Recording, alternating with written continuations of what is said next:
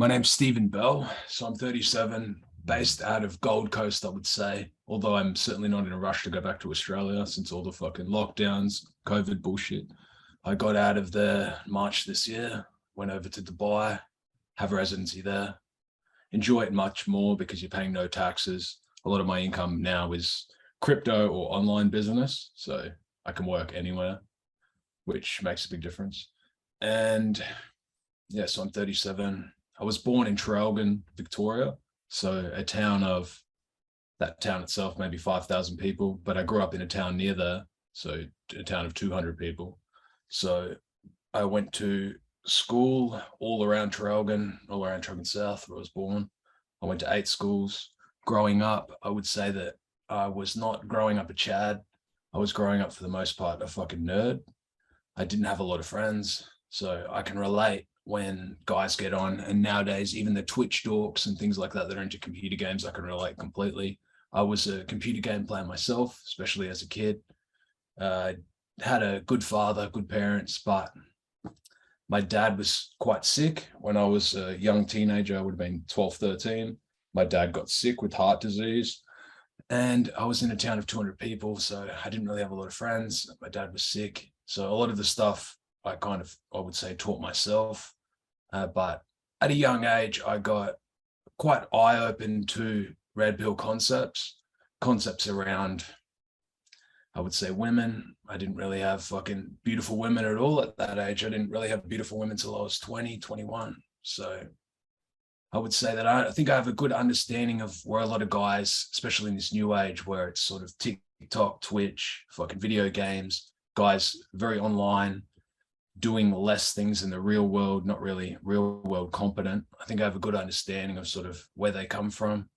Regarding video games, I used to play Counter-Strike when I was probably 12, 13. I'd go to computer parties. I had fucking played professional Counter-Strike when I got older. I played it when I was probably about 18, and the pay was terrible. It was a very small league compared to what it is now. But playing that video game sort of opened the door where I would eventually move from a small town into a big city, where I moved from Traralgon South up to Brisbane, so Queensland, a town of 200 people to a town of fucking 2 or 3 million. And we were sponsored by an internet cafe that my friend at the time, his dad had bought. So we used to play out of the cafe, fucking have little competitive tournaments, things like that with other sort of dorks, for lack of a better word. And during that time, I became quite a fat kid, I would say, just from playing video games, not really training. Again, my dad was an amazing dad, but sick again a lot of the time. So he's mostly out of the picture. He had a very major illness with his heart. So he had for a lot of years. And I had a red pilling, I guess, in regards to seeing what happens to a man who becomes sick or is in a marriage, but he can't really provide because he couldn't work. So he was off employment for probably 4 or 5 years. So I saw how a relationship, even a good one, can break apart under strain, where the man sort of, in his case, was ill, but his competency had dwindled. So I noticed the relationship itself turned to shit. I used to see a lot of, always be arguments and things like that when I was at home. I've got 2 older sisters, but they're much older, so they weren't really living there. And then I would have been probably 18, 19 in Brisbane now, where I wrapped up my fucking Counter-Strike playing, where I used to play. The pay, even if you were the best team in Australia, and we were probably in the top 10, the pay was just garbage. You know, you'd win a whole tournament and maybe you would win like 20,000 between 5 people.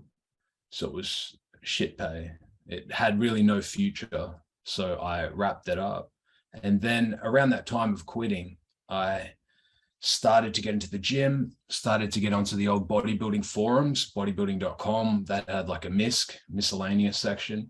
So I started getting into that in probably 2006, 2005, a long fucking time ago. And then I started getting into the gym, and I was originally had gotten to about maybe 120 kilos, so probably about 260 of fat at that time. And when you're probably 19 and 260, that's fucking heavy. You know, I'm 5'11", so at that weight, I was fucking huge. And obviously not attractive to women. I started to train just in a shitty community gym, didn't have really any money. I wasn't even really working at that time. I'd just left this Counter-Strike thing. So I think that I was, yeah, pretty much on the dole or unloading containers out of the Brisbane docks. I had a friend that worked on the docks there, and we'd unload containers. And that was part of, I used to get around like proper men because I was unloading containers at the docks. So I would see, yeah, guys, physical guys, like guys doing labor work, guys doing all different trades. And then I would also see the docks back then, they had like gangsters, where they were in charge of what sort of comes in, what goes out, sort of like a union, but yeah, enforced, I guess, partly by force. Anyone who knows the docks knows sort of what goes on there. And I used to get, the guys would, if we did a good job, they'd give us free shit, like free stereos, whatever, on occasion, out of the fucking pallets. So I used to do okay with that. And it was good to be around men that I saw as competent, and they were really motivating for me to change. Because before that, I'd only really been around dorks. I was in school, but I went to 8 schools. So I was consistently changing schools. And yeah, it was always very transient for me. So it was hard to make friends and have a good network, which now I've learned is extremely important. So I'm in the gym about 19 years old now, and I started to get good results. And I had it wasn't really playing Counter-Strike, but I was still talking to guys from the Counter-Strike world. And I had a friend that was in Sydney, or a friend, but we'd never met, just an internet friend. And he sent me a message because I was in the gym at this time. So I was looking on the bodybuilding forums, things like that. And I started to get into sort of steroids at that time, like taking steroids, things like that. And during that time, it wasn't like it is now. To take steroids, it's a Schedule 1 drug. It's very serious, especially in Australia. To get caught with steroids, it's massive. But back then it was less than getting caught with weed. So it wasn't nearly as serious. And what I would do is I'd get the powder for steroids online, import them into Australia, and then I would make my own steroids. And I would take it myself, but I would also sell it to this guy who I knew online who said that he wanted some. So that was the first time I made good money, because he come to me, he said, I need, this. Do you know anyone that has it?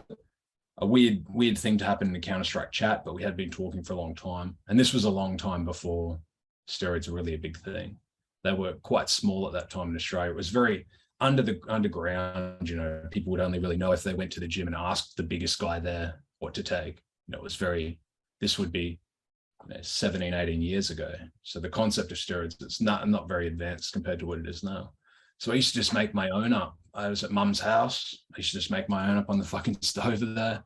Used to say what you would do is you get the powders, bring them in. You had to have like a beaker or a flask. I'd put the powder in, mix the oil in, has to be the right amount. Get benzyl alcohol, sterilizes it all.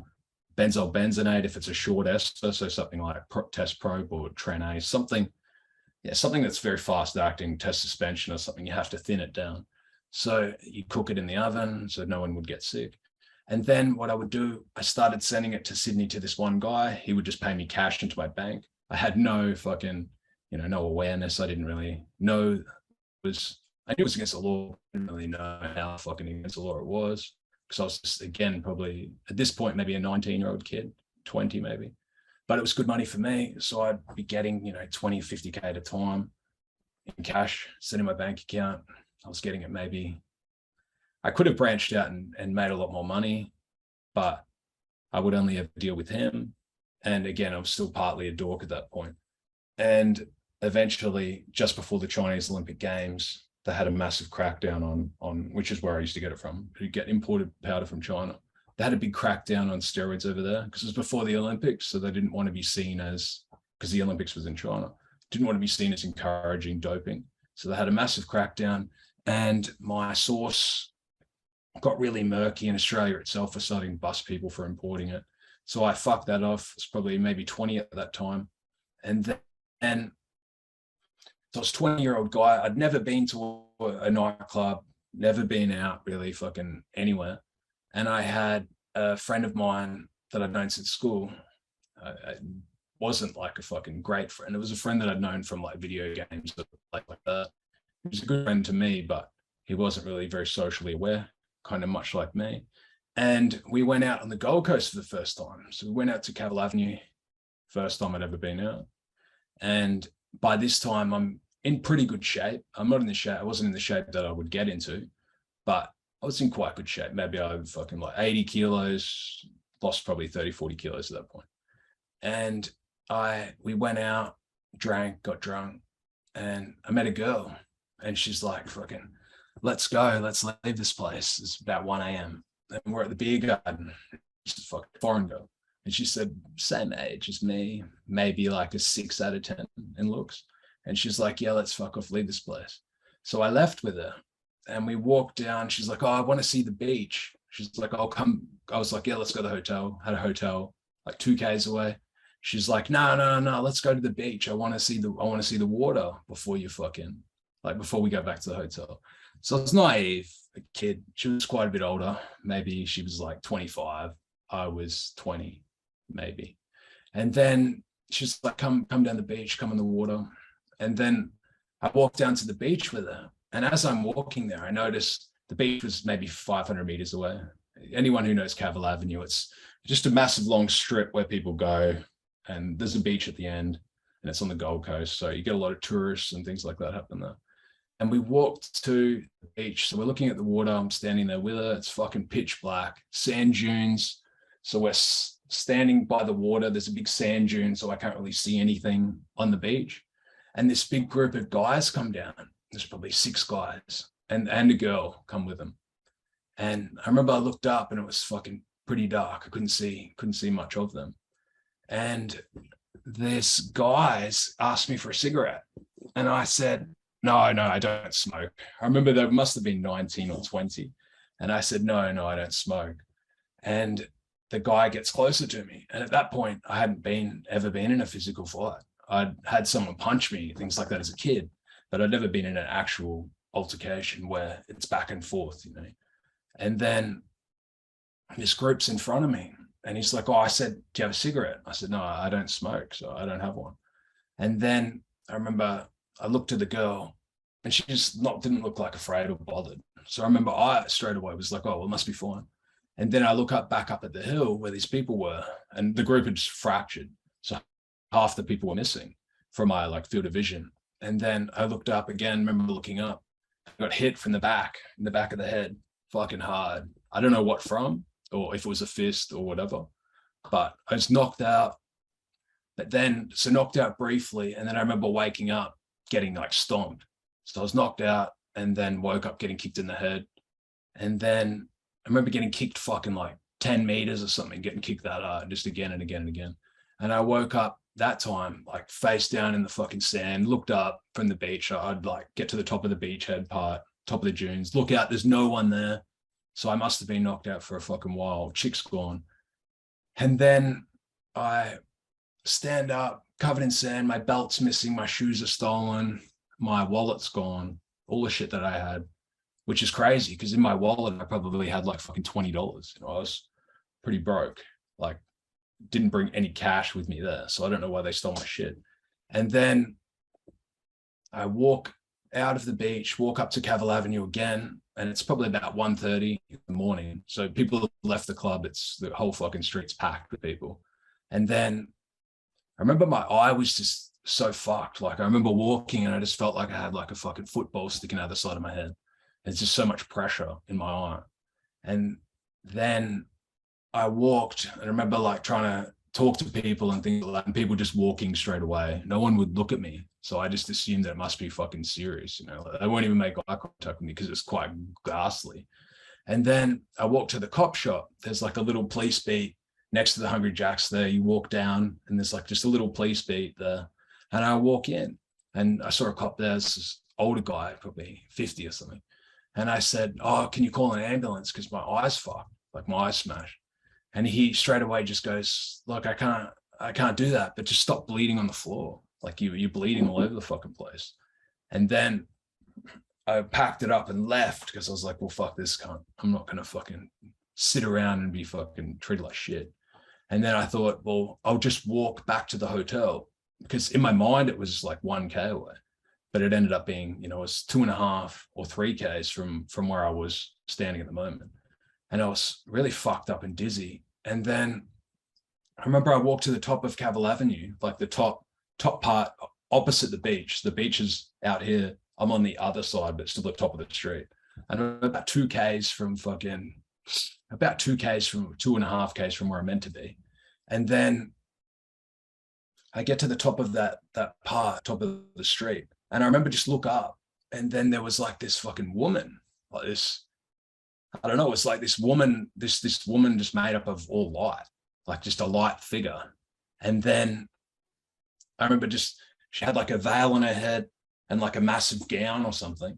And she was just all made up of light. And in my head, she just said, look, follow me, but don't get anywhere near me. You know, like just, I'm going to your hotel, like I'm going to where you're going, but just don't follow me right behind me. You have to walk at a distance, which I did.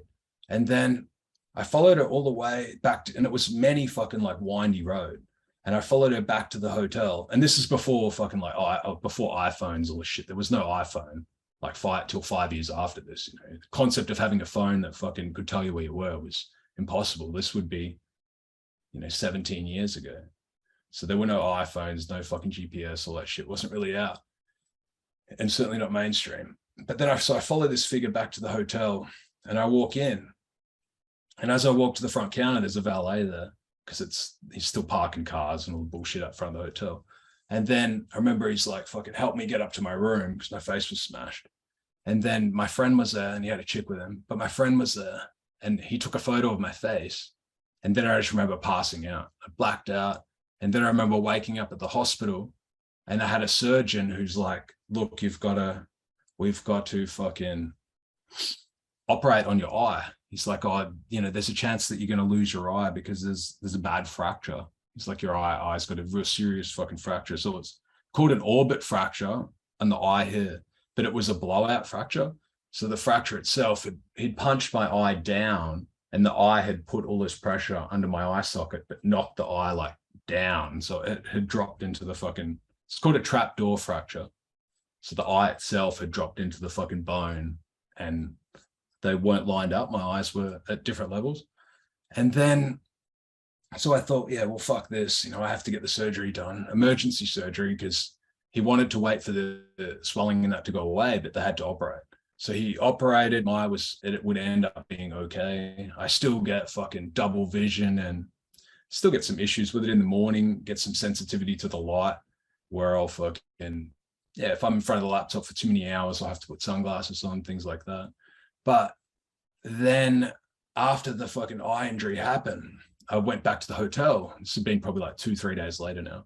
And I saw the valet there, who was valet at the front. And I said to him, I was like, oh, who was that woman? That fucking woman that like led me back to fucking the hotel. Because he's like, I was like, I want to thank her. I don't know what would have happened if I didn't fucking, because I probably would have just wandered off and left like visibility and just wandered off into some side street and got lost. And then who knows what the fuck would have happened. And then, yeah, he turns to me and he's like, I don't know what you're talking about. Like, there was no woman. He's like, I was standing here the whole time. He's like, I would have known if a person had come in ahead of you. He's like, you must have imagined it. It's in your mind. And it was always like a moment that sort of fucking stuck out at me. And in my life, I've had a few more sort of near-death experiences, and I've seen that woman another time. And yeah, it's always stuck out at me as like part of why I wouldn't say I'm certainly not a religious person, that I believe in one religion, but I certainly, since that moment, believe that there's more things going on, and things that I don't have an idea exactly what I saw and things like that, but I definitely saw something that I wasn't meant to, or that wasn't fucking explainable, but I couldn't pinpoint it to one religion because I'm just not a religious person. But I do believe that, I believe religion in itself is quite good if used right and not sort of weaponized. But yeah, and then after that, so I had this eye injury, and after I remember I woke up, had the fucking shit smashed out of me, and I woke up and I just felt great. Like I remember fucking woke up, I had this massive bandage on my eye, and I just it was such like I guess you would just say like a reality moment, because before that I lived on a computer game. Even before doing things like that, like nothing was really real. And getting the shit bashed out of me in that moment was like the realest thing that had ever happened to me in my life. And I think that that's, to this day, I still think that it's one of the best moments of my life. Not the fact of getting shit punched out of me, but I needed it. I needed that reality check, because I was living in sort of fantasy. Sort of like these Twitch guys now. It's easy to become a victim when you sort of live in a world that isn't real. Because then when you do enter reality, you're like a mark, because they're a soft touch, they'd be easy to manipulate, easy to exploit, easy to hurt. And as a man, you sort of have to become like, you have to accept reality as it is, not as you wish it to be.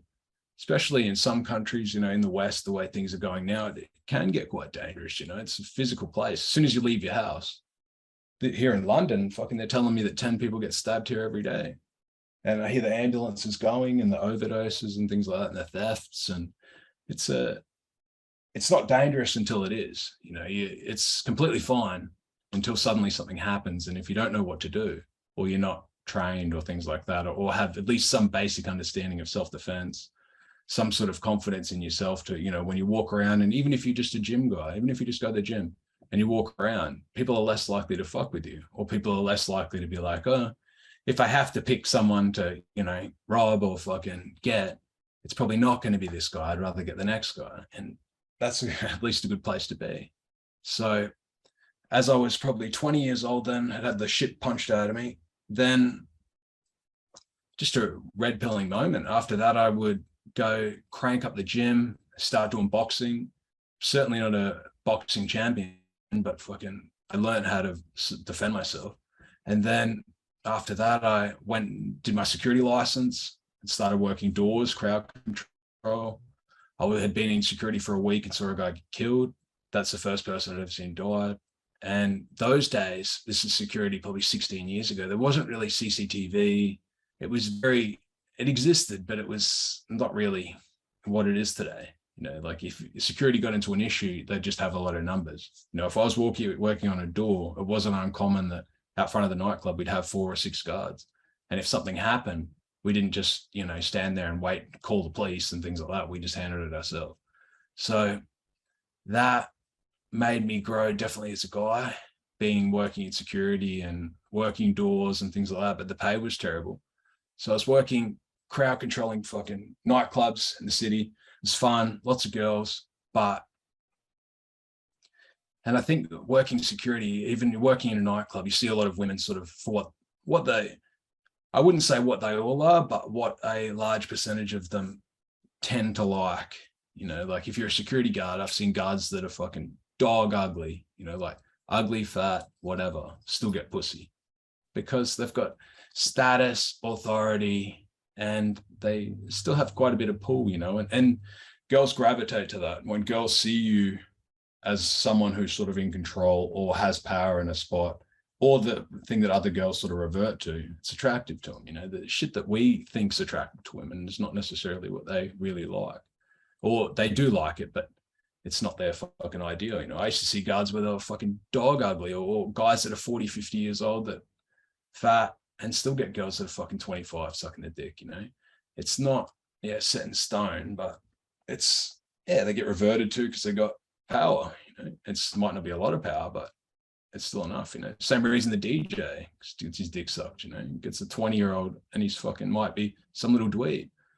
It's just they got status. But so I was working in the nightclubs, and now I'm early 20s, and then I'd started still sort of selling steroids a little bit, not nearly as much. And I would make a move from there. Had a girl that I was seeing, and she was a good girl in that, she was always fucking by my side, never fuck me over, did the right thing. But still, I was quite naive. I'm 22, she was 24.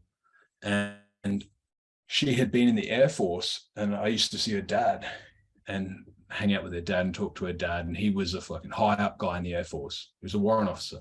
So he'd always say to me, you should really join. He's like, why don't you join the Air Force? And fucking, he was in military police. He's like, why don't you join the military police? And I would fucking go in a completely different direction later on. But I said, no, I don't want to join the MPs, but I'll join the army. And then in those days, you used to, I think it was in those days, it was a lot easier to get in the army, this Australian army. And I joined, went and did the fucking day, interview day, all that bullshit. And then I joined in avionics because despite only having a year 9 education, which is fucking extremely low, I had a really high the aptitude score for the test, which is what they base it on, not grades, was extremely high. So I could do any technical job pretty much that they had. So I said, well, avionics would have the most potential to earn well when I finish.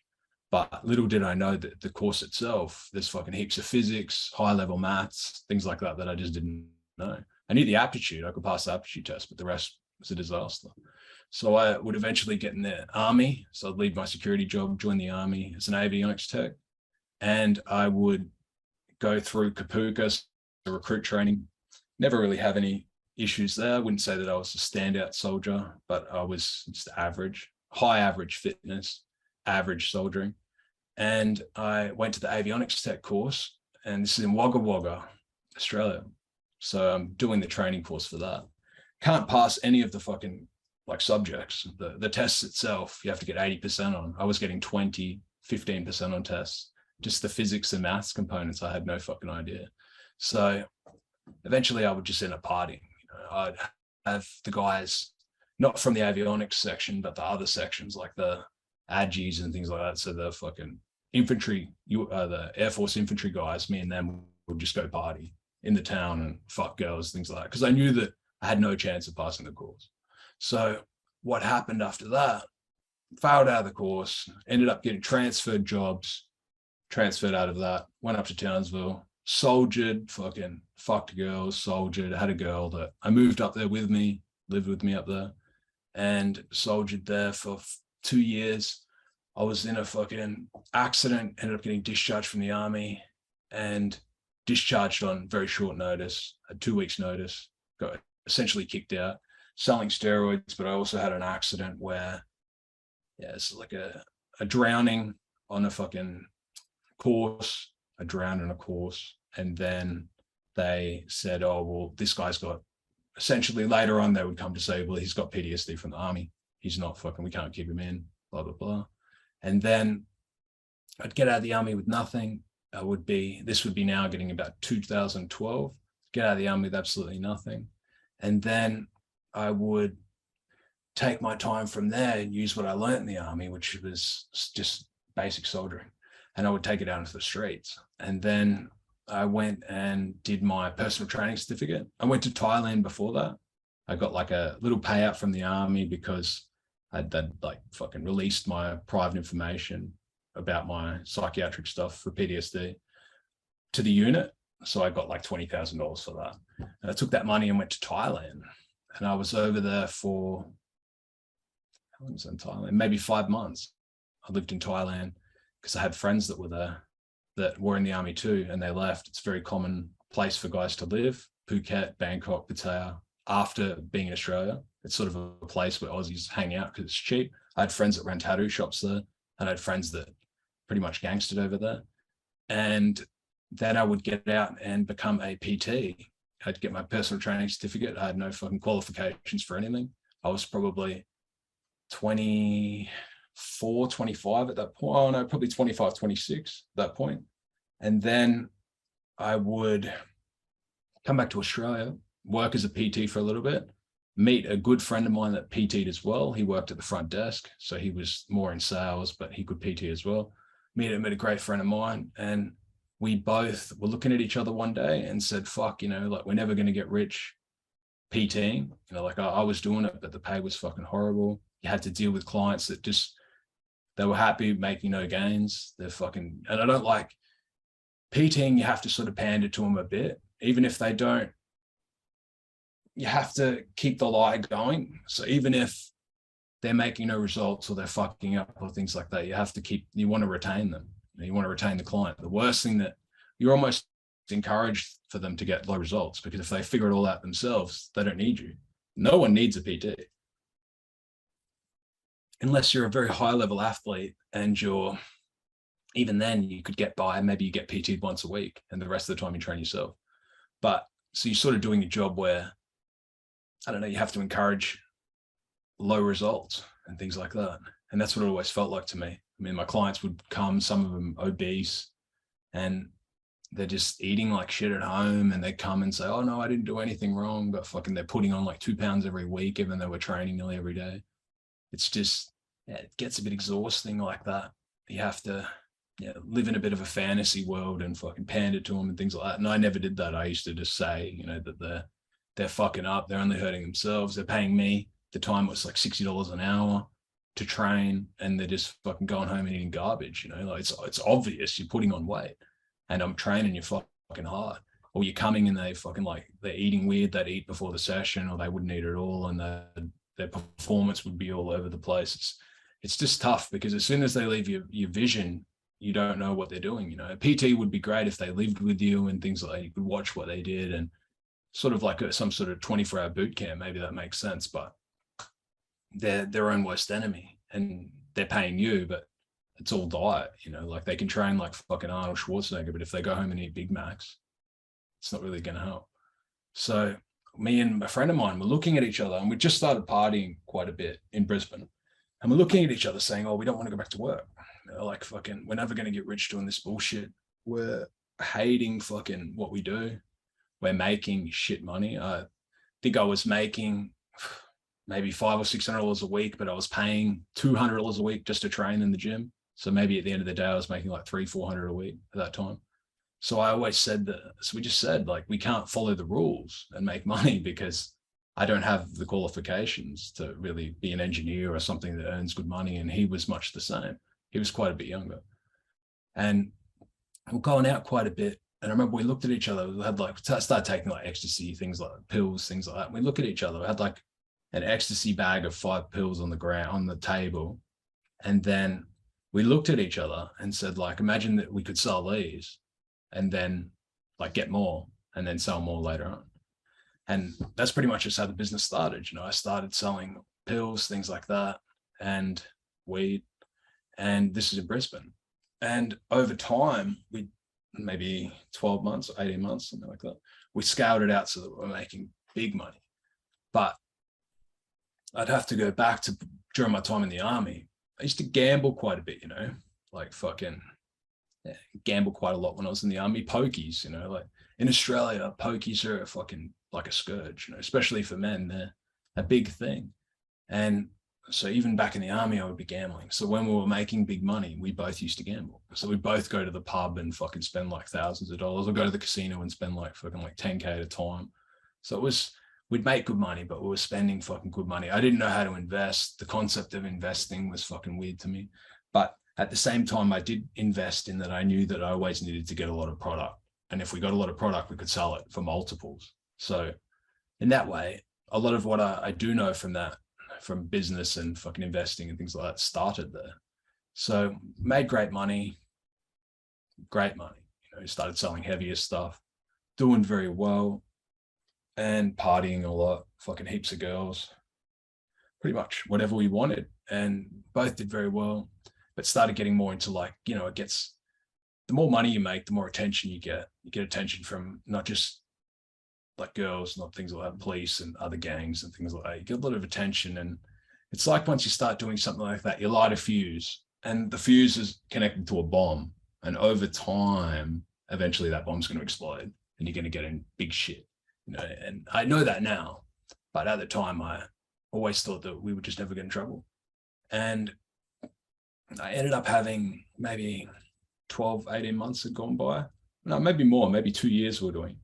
And I had a friend of mine get murdered. So a friend of mine got killed in Brisbane, and it was maybe 10 Ks down the road from me.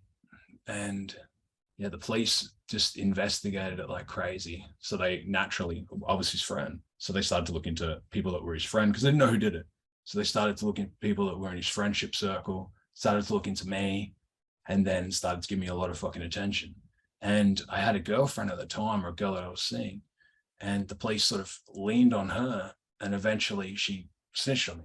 So she said, that I was selling drugs to this person, I was fucking doing this and I was doing that.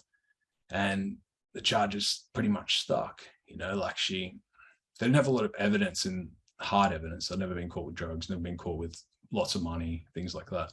They had a lot of circumstantial evidence that would become quite strong, because at that time, the laws had just been changed so that in Queensland, they had big bikie problems at that time. So the laws had just been changed. They brought in this VLAD law.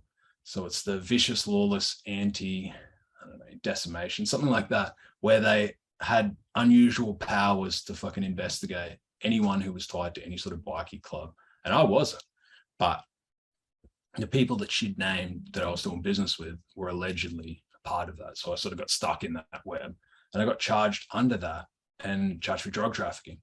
So if you get charged for drug trafficking in Australia, you have to do 80% of your time. So if you get, 6 years, you have to do, what would that be, 4, So I was charged under that and charged under a bunch of other stuff. I ended up taking a plea deal. So the evidence that they had wasn't that great. So I took a deal that they would convict me of commercial supply and a bunch of other shit. But the VLAD and the fucking drug trafficking shit would be off the table, because I had great barrister, great legal representation. So all that shit would be off the table. And so I'm convicted of that on agreement that I fucking, I'll plead guilty to that. I got arrested by a fucking cert. I went to jail for like a month, got out, and then stayed out for a bit. And then I was to take a plea on that, but they said, in the meantime, like, we want to lock you up now, but we'll leave you out, because I had PTSD, they said, from the army. They said, oh, if you stay in like an army hospital, they're like, we'll leave you out if you stay in an army hospital. And I thought, my barrister thought, like, oh, if he stays in the army hospital, that'll count towards his time that he has to do. So if I was going to do time, I thought, well, I may as well do it in a fucking like veterans hospital, with other veterans, fucking at least be good to talk to them and hang out with them and do something, it's a bit better. But I'd end up staying in a veterans hospital. So it's the Keith Payne unit in Greenslopes, big army unit. It's mostly army. I think other fucking branches of the military can be there.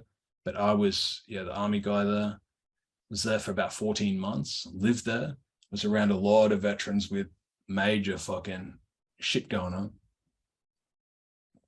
It was a very fucking tense place, but it was good. It was fucking, again, another, I would say, red pilling moment. I think I've probably spent time maybe around 1,000 veterans with fucking all sorts of mental issues, physical issues as well. But I've seen what the government has fucking done, partly to these guys, like I would see veterans where they go in and maybe they're having a slight back problem, like their back's fucking, carrying packs or fucking carrying gear, so their lower back or something got like slip discs. I've got the same thing. Maybe their discs or something are a little bit, they're not real bad, but they're a little bit bad.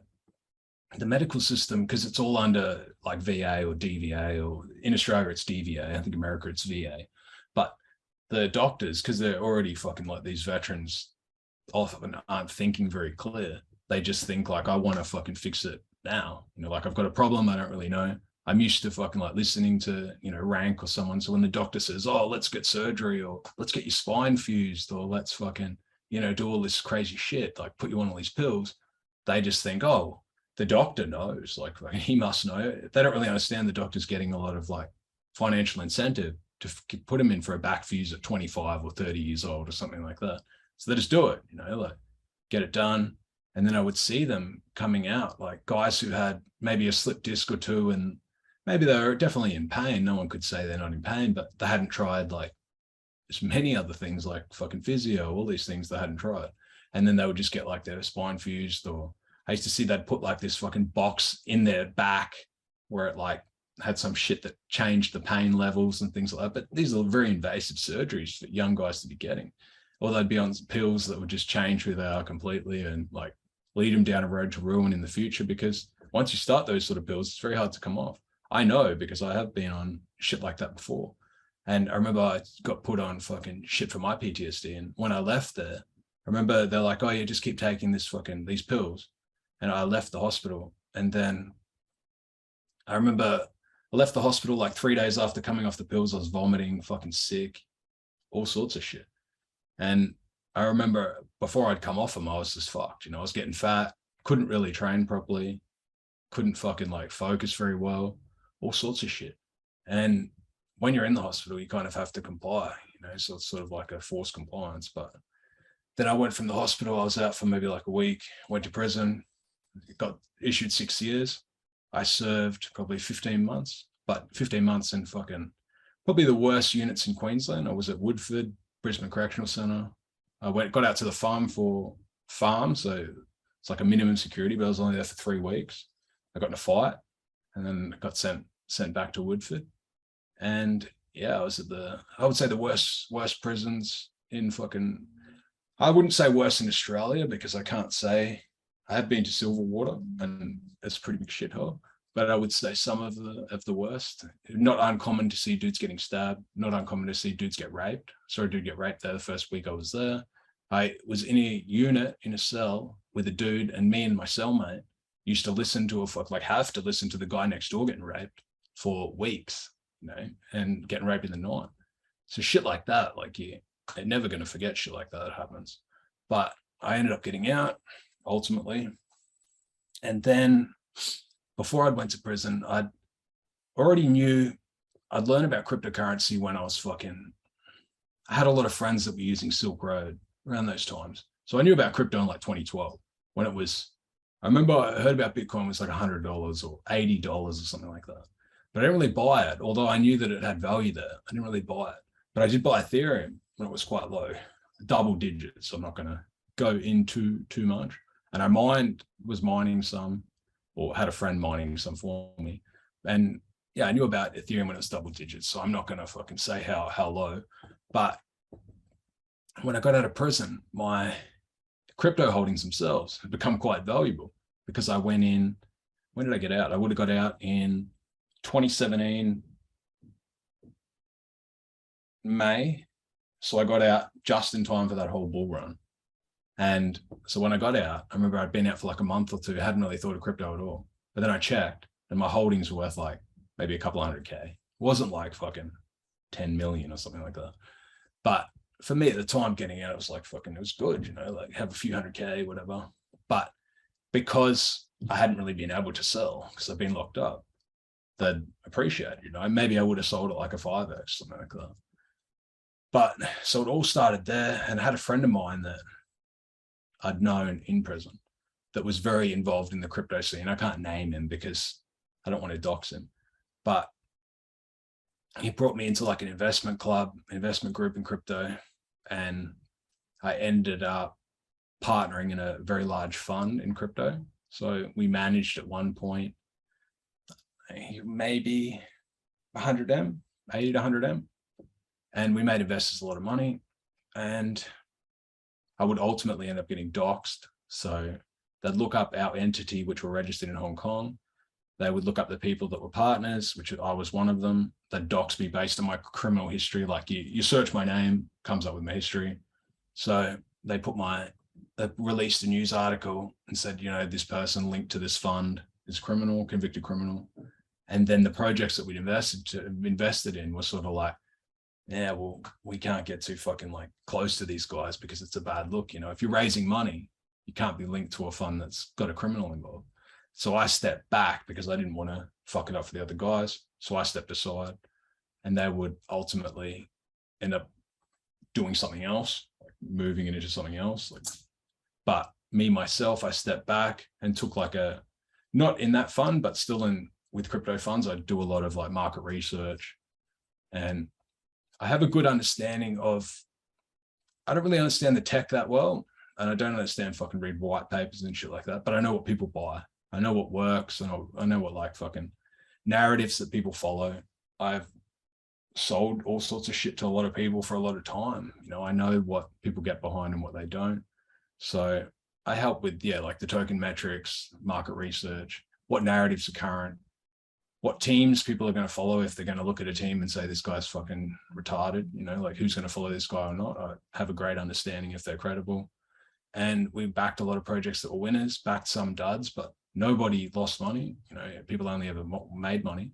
But I stepped aside from that, and now I still do market research for a fund. I'm not going to name them, but I do a lot of trading as well. So I still do a lot of trading, and I still have like a small share in a business back in Australia. I have a lot of real estate as well. I just sold 2 houses. I have 5 houses in Australia. I just sold 2 because I'm trying to move my assets out of there over time, because I don't like what's happened with the lockdowns. And I also don't like, because I have been to prison, I have seen these control orders and things like that and how they work. I just don't like the way that the country's going, despite not, I'm still bullish on like the fucking real estate market in Australia. They've got a lot of Chinese money. They've got a lot of people that have to fucking like buy a house there to get citizenship or have a path to citizenship. And a lot of those people will pay anything. That's what the issue is, because they want to get out of the country that they're in. They want to get their money out. So if they have to pay $1 million for a 2-bedroom house, that's the game. But I'm not bullish on the lifestyle in Australia for the low millionaire. I think that it's okay for the absolute bottom rung or the top, very top. But if you're a guy who's, maybe you're worth 1 or 2 M in Australia, I think that they're the fish to be like the big fish, but to be eaten by the bigger fish. Like, it's very hard to be in Australia when I was paying 40-45% tax, lots of shit, like I went, Dubai resident, I pay 0%. On my trades, I pay nothing. So it's over a lifetime, even if you were only paying, I've paid there in the last probably 3 or 4 years, I would have paid probably $1 million in tax. But even if I had that M and I put it into something else over 30 years, even if I put it in a fucking like index fund over 30 years, that 1 M is probably going to become 5, So it adds up over time. If I put it in fucking something else, more higher risk, I would expect a bigger return. But yeah, so any amount that you lose in tax becomes a massive loss over a lifetime. And I don't think that when I'm paying 40% taxes in Australia or more, plus I'm paying GST 10%, plus I'm paying luxury car tax 10%, plus I'm paying fucking like all these regos, all these fines, it's getting constant fines, my Porsche over there. I'm paying all this bullshit, like I'm not getting any exceptional service. Like I want fucking big service, but I'm not getting that. None of the shit that's coming into play benefits me though. It's just fucking more laws, more ways to make it harder to make money, paying more taxes, making like, you drive around, oh, he's 5Ks over, let's fine him. Just little shit, but it just adds up over time. And yeah, so now I'm traveling. I'm here in England now. So I'm in London now. I've got a surgery in 48 hours, just for some small fucking like a minor surgery in 48 hours. I've had illness maybe the last couple of years. I had a melanoma, fucking had that taken out, had another cancer scare, but nothing fucking like, that's going to put you out. You just got to push forward. So I've got a surgery in 2 days here, and I will move to Warsaw after this, and I want to start a business there, and I will by the end of the year, and I'll be sure to share it because I have a good history of fucking setting up businesses, being successful. Good history in crypto. I know fucking a lot about the market. I have great, I would say, great trader. I have worked my way to probably being from, I got out of the army, I got a 20K payout, and now I'm worth, 8 figures. So I would say that I've done fucking successful, very successful at what I do. I like nice things. I have fucking unlimited receipts of shit that I buy. I have unlimited receipts of my wealth, success. So that's my fucking, origin story up till probably now. There's definitely a lot of stories missing, but it would give you a good piece of framework on fucking what I know and what I can help people on. Because I like to think that I started fucking like, really just from the bottom. Like a fucking, just a normal guy. I was a computer nerd. I had fucking no pussy, no money, no fucking status. I was just a kid in school, had bad psoriasis, had fucking like not good looking, had no advantages. I pretty much had to fucking make myself from nothing. And it was hard for me in a way because my dad was sick. When I was fucking like a teenager, my dad was sick from pretty much that whole time. So everything I know, I used to ask him things and things like that, but I had to kind of figure out myself.